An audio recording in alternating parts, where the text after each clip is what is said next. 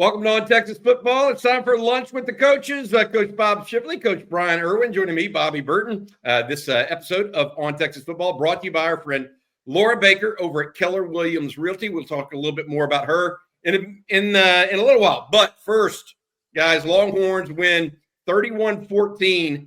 Let's go offense, defense, and then we're going to talk and look ahead a little bit to this Texas A&M game coming up this weekend. But let's start with that Texas offense on Saturday. A little bit of a looking back at it overall. Quinn starts off pretty hot. The offense starts off pretty hot. Even the first half, Texas up 24-7. Looks like Texas in a romp. Quinn comes out injured, and then the Longhorns go sideways in the third quarter. They start putting the ball on the ground. It looks like an epidemic almost. You know, it's just all of a sudden everybody's fumbling everywhere. But Texas rights itself and then goes on what had to be a defining drive of this Texas team and this Texas offensive line, what have you. Bob, I'm going to go with you first and tell us what you saw on Saturday on the offensive side of the ball that you liked, disliked, etc. Well, I think the first half obviously was a good half. I've watched the game again. I hadn't been able to find where Quinn got hurt, but obviously it's there. I think he got rolled up by a big guy. But, when it comes down to it, when Texas needed to run the ball, they were able to run the ball. So it makes me wonder why we don't do that more often. I mean, when you can run the entire drive with 100% runs, they know it's coming, you know it's coming, they can't stop it. That's dang good football. Yeah. Well, Bryan, what do you think, bud?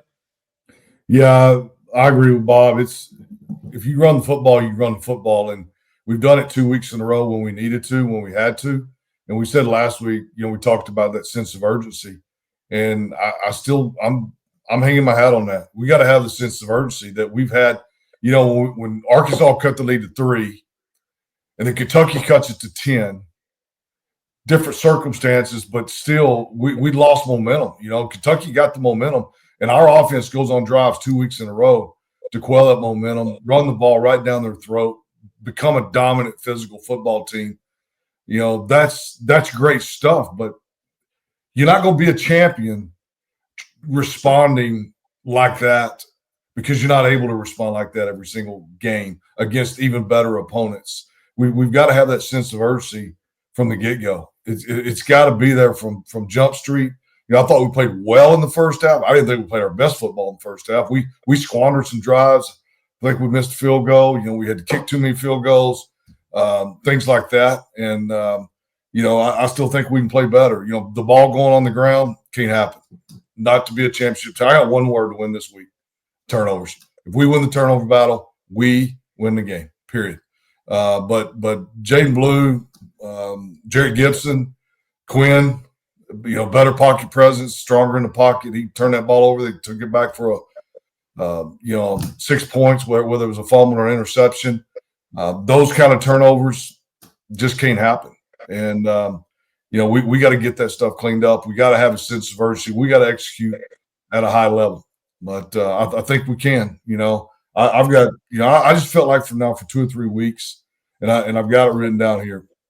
I don't know if my big mouth will be backed up on this or not, but I feel like this football team is like a mirror image of Michigan last year. I think they were an above average offense, and that's what we are. We're above average offense. We're not a great offense right now. Can we? Yes. Right now, we're an above average offense. We've got an elite defense. And I feel like that's what Michigan was last year until they got to Ohio State, until they got into the playoffs. And now this is where we are. We're at A&M, our arch rival, fixing to make this run. And if we become that type of offensive ball club, keep building defensively, I think we'd be that championship team. Ooh, I got to tell you, that sent a little shiver down my spine. I like the challenge, right? You set it out pretty clearly that that's a statement. Guys, you look at the offense overall. Isaiah Bond, Sark said before the game, a little nicked up, still ankle injury. Matthew Golden came out on fire. But really, the passing game was not there for Quinn in the second half. Yet I sat there and watched a guy with very little mobility and Quinn stay in the game. Sark stuck with him. Sark stuck with the Quinn. What did not go to Arch? And I was like, if Quinn can't move, does he have to go to somebody? What, as a coach, y'all are both thinking it, and y'all may have made different decisions than Sark, right?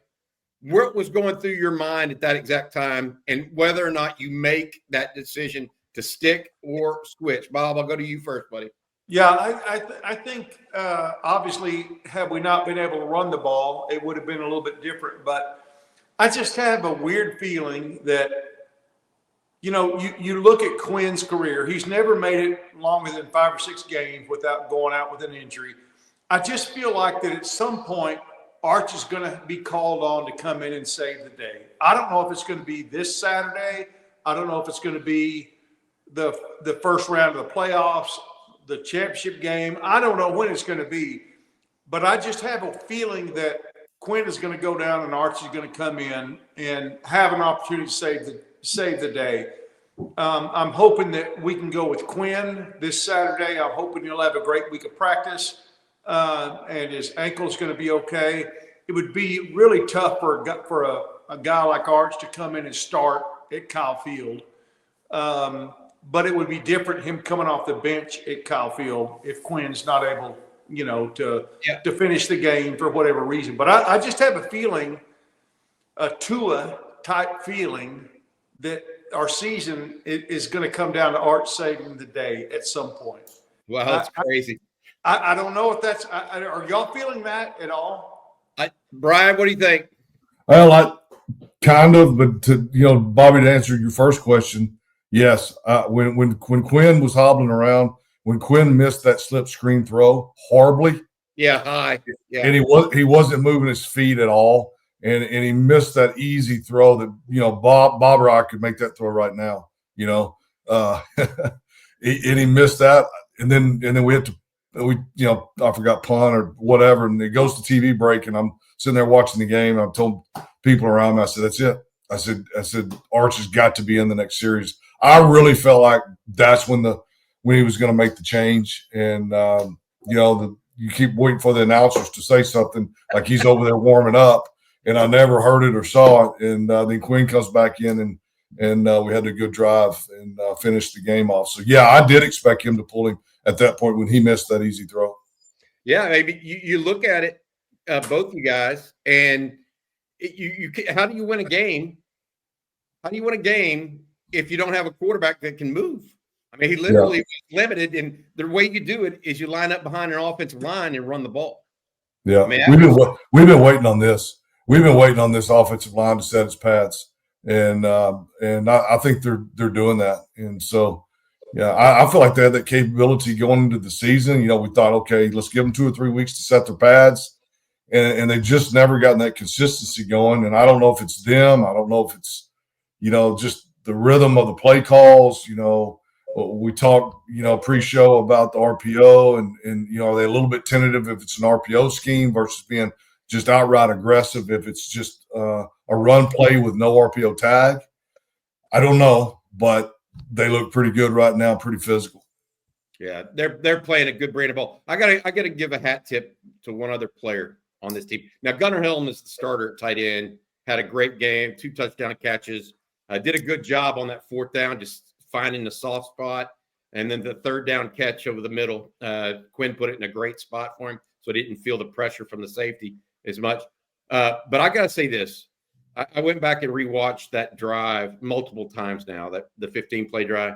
Juan Davis, for someone that's 6'2", 225, I mean, he put his head into defensive end's chest a couple times and moved him. Thank you for saying that. Thank you for saying that. That's so true. I watched the same thing, and Juan Davis, in my opinion, deserves a game ball. I mean, what a great job he did. I'm so glad you saw that, Bobby, and you mentioned that, because I saw the same thing, and it was awesome to see. Yeah, good stuff. It takes a whole team to move the ball. It's not just the offensive line Clearly, offensive line deserves it. All right, let's talk defense. You guys, I asked y'all what y'all wanted to talk about on defense, and y'all's response was very similar. Anything you want to, because they're a bunch of bad dudes right now. Bryan, I'll start with you. What stood out to you on the defense against Kentucky? I thought we stopped the run. That's where it starts with me. I was a little bit concerned, going into that game. At Kentucky, they run the football, and they're physical, and their backs just slam it at you. And they did a few times, but we held up. And we're physical enough to hold up against a team like that, against the run game. Pass rush, I love the pressure we can get. Our linebackers are playing outstanding. Anthony Hill, LaFau. I just love Gilbo at the star positions playing well. And, it's fun to watch when your corners look like they're covering with ease. In the past, we've always had corners that they're laboring out there just to cover. And Malik Muhammad looks like he's just playing with these guys. He's just smooth. He's effortless, and he can cover. And when you got two guys that can cover at the corner position, free up your safeties, to take care of the deep pass game, to come downhill against the run. Love the way Michael Tapp's playing. Makuba keeps showing up. Jelani McDonald, what a freaking interception. What a play. So, I mean, I think you said it, Bobby, on one of your notes. I don't remember if it was yesterday or the day before, but your defense is all about, okay, where's this weakest link? And you're only as strong as your weakest link. And right now, where's our weakest link? I don't know.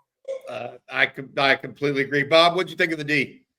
Yeah, well, I think that the first mistake A&M made was having one of their offensive linemen talk smack about Anthony Hill. I don't know if you read that or not. Yeah, it happened. Yeah, happened on Monday.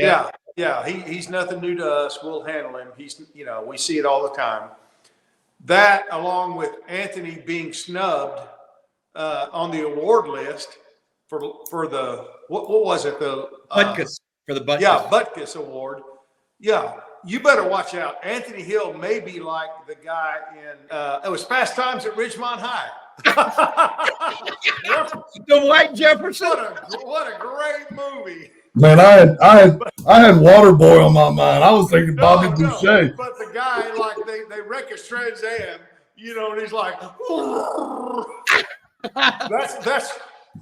I really think that's what Anthony Hill's going to be like Saturday. He's going to be like, he got snubbed in the Butkus, and then a guy's talking smack about, we've dealt with guys like him all the time. No big deal. We'll handle him. That's one of the worst things you could say to a guy. And for our defense to be playing like they are, they don't need ammunition. That's what if I'm the head coach, I'm saying to my team all week, don't say anything to give them any bulletin board material, but apparently this guy didn't get the memo. And, calling out Anthony Hill. I'm thankful for our defense. A lot of people compare him to the 83 defense. It's a whole different offense nowadays. I mean, the 83 defense was a great defense, there's no doubt, and certainly great defenses before that. But offenses being the way they are now, they're so hard to defend. And our defense right now, I think, could be the best in Longhorn history. Wow, those are big words because, frankly, you're right. It is a different era. The Southwest Conference back then was more about the wishbone or the option than it was these high-flying NFL level offenses. I would say this. Bryan mentioned stopping the run. A guy on Monday that Steve Sarkisian pointed out during his press conference, Jermaine Lole. Sark was asked, name some players that have improved over the year. How many times do you hear a fifth-year guy being someone that's improved? Yeah. That's during a year. But he said, look, early in the season, a little injured. But he came in, had a fourth down stop on Saturday. Mm-hmm. Is playing a lot of snaps now. The other play that I want to point out, I agree with Bryan in that interception by McDonald, and Bob, you had some good points too. There was a play where Andrew Makuba, not the interception he made, but where he reversed out and got to the crosser, like it's basically a post about 15 or 20 yards downfield. Was that one of those plays where you just go, wow, they're playing at a different level in the secondary a little bit? Because I had no clue that guy would. If you're the quarterback, you don't see him, right? I mean, Bryan, do you see that guy at all if you're the quarterback? Because where is he? He's coming from the backside hash. Yeah, no, you don't see him. Yards off the scrimmage. It's kind of like, that play right there coming off the backside hash is real similar to some of these corners now, especially when they're in a 3-deep look that can come off the number one receiver and make plays in the middle of the field. We've seen that a time or two this year out of Janae Barron. Yep. And so those types of plays are veteran plays. They're guys that have played a ton of snaps. Look who we're talking about, Makuba, Janae Barron. Those guys are seasoned. They've seen it all. Tons of film study during the week. He's seen that. He's made that play, either visually in his mind or on the practice field during the week last week. So hats off to him. All right, the talent and experience paying off and paying dividends for the Longhorns on defense. No doubt about it. All right, guys, before we move forward to the A&M talk a little bit, I want to get y'all's feelings on it. We want to say thank you to our sponsor. Each and every Lunch with the Coach brought to you by our friend Laura Baker at Keller Williams Realty. If you're moving to, from, or within the Austin area and want a legit Austin real estate expert, make sure you talk to Laura. She's been doing it for years. 512-784-0505. That's 512-784-0505, or email her at laura@andyallenteam.com. Again, anywhere in Central Texas, Austin, Round Rock, Georgetown, all points in between, give her a shout. Laura is a great Longhorn fan and someone that we've really appreciate sponsoring us here on Texas Football. All right, guys, here we go. All the marbles in College Station on Saturday night. You couldn't ask for more if you're a Longhorn fan or an Aggie fan. I made this mention. I think it's going to be the most watched football game of people in the state of Texas, maybe in history, in a regular season contest. Yeah. I really do. I mean, at least for college football. I mean, it's just going to be, everybody's going to be watching this. Mothers and daughters on different sides of the game, everything like that, fathers, sons, etc. Set me up on what y'all are thinking for this week and just the whole pageantry about it. Bob, I'll let you start, buddy. Well, I think it's going to be the most watched college football game of the season. Okay. I really do. And it might even go beyond that. But, it's been, 13 long years since Case McCoy and Justin Tucker and those guys. I think Jackson had a little touchdown pass. Yeah. It's been a long time coming. And I'm a little bit, I think there was a little bit of trickery done to get the game at Kyle Field this year. I don't agree with that. We played there last time we played them. We should be playing in Austin. It is what it is. But there's nothing. We all know there's nothing. If A&M beats us, their season is made. Whatever they've done in the past, it doesn't matter. What they do in the future doesn't matter. I don't have to say how big it is for recruiting because almost every single person we're recruiting it's got A&M on their list too. And still probably some that we've got committed and some they have committed that we're recruiting to the whistle, as you say, Bobby. Yep. And I think it's huge. I've had a sick feeling in my stomach about this game all year, just because regardless of how good either team is doing, you can throw all that out. The difference in this and the Oklahoma game, and there's really no comparison. You can run through the crowd at the Texas OU game, and you're going to get to 50-yard line, then you're going to hear cheers instead of boos, as you're running on the field. But this is nothing but boos. They're going to have our fans up in the the Raptors or whatever up in the rafters. I mean, our fans will have no consequence in this game. I mean, they can't make a difference in this game no matter how many tickets we try to buy. But we just have to go in and take control of the game early, take the crowd out of the game, of course. I'm not telling you anything anybody that has an ounce of common sense doesn't know. But we have to insert our will at the very first of the game and never let up for them to know, okay, well, we were hoping that our 12th man or whatever would help us through this game. Texas is here to play. They mean business. And there's guys on this staff that,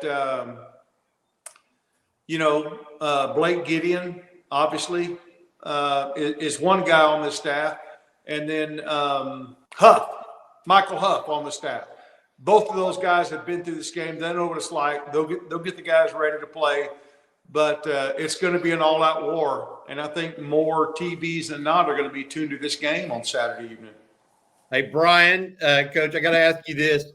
Just so you know, the average ticket price being sold right now, or actually the average transaction, not even just the average ticket price, over the last 24 hours has been over $1,000 a ticket.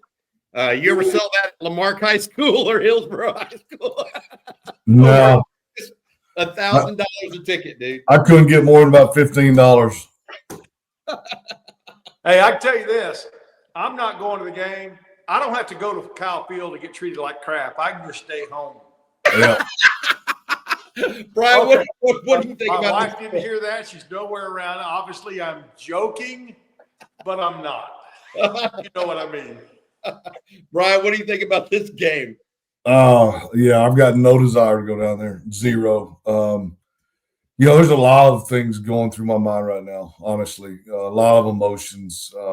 Growing up a Longhorn fan, going to the University of Texas, coaching in the game for 4 years, being in that press box up there a couple of times. And that press box it's doing this during the game. It's moving. It's the crowd. It's a tough place to play. We got to give credit where credit's due. It's a tough place to play.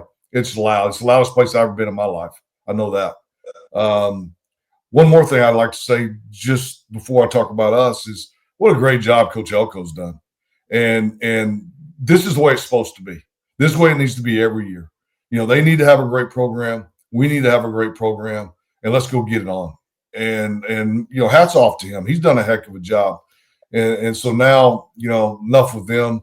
I don't like these guys. Never have, never will. I was about 5 years old. First Texas A&M game I went to was Earl Campbell's senior year. We're playing in College Station. I spent the night in Calvert, Texas, the night before, and at my grandma's house in Calvert. And went up the next day, and I'm a little old bitty tot, and I'm walking around. I got my orange on, and at Kyle Field, and this cadet pulls his sword out on me, and I thought he was going to kill me. I really did. And from that day on, I'm like, I hate these. I'm not going to use the word I'm thinking right now. I do not like these cats at all. So I'm looking forward to it. 13 years ago, it's been kind of bittersweet, but yeah, we like to play again. But you know what? We won that last one, so they've had to sit on that one a while. But we've got to weather the storm, like Bob said, with the crowd. It'd be great to get off to a hot start. It'd be great. I don't think it's absolutely necessary because I think we've got a great football team. We can overcome some adversity, but we would like to get off to a hot start, like Bob said. We need these jokers. They need to doubt and doubt early because they got doubt. They got three L's right now. They're a 3-loss team, and they have screwed the pooch again in the SEC. Losing a couple of games they probably shouldn't have lost and put them in this position that they're in. So we've got to make them doubt. The same team they're watching on film right now and the same defense they're watching on film that we're bragging about, the game's already started. And so when we line up and start playing, we play at that same speed. And, we've used that term, Bobby, before, that emotional avalanche. I like to call it, the same team they see on film needs to be the same team that shows up. But guess what? We're just another click faster than what you thought. We hit just another click harder. And so let the doubt creep in. In the first quarter, they got to go, oof, man. Yeah, they're good. They're fast. They're quick, man. They hit hard. They're well coached, man. How do you know to be there, or how do you know to be there, and let that doubt just start creeping in, and let's let the fighters fight. Yeah, I love that story, Bryan. You and I are at the same game, same age. I'm serious. I was there too. You were there too, Bob.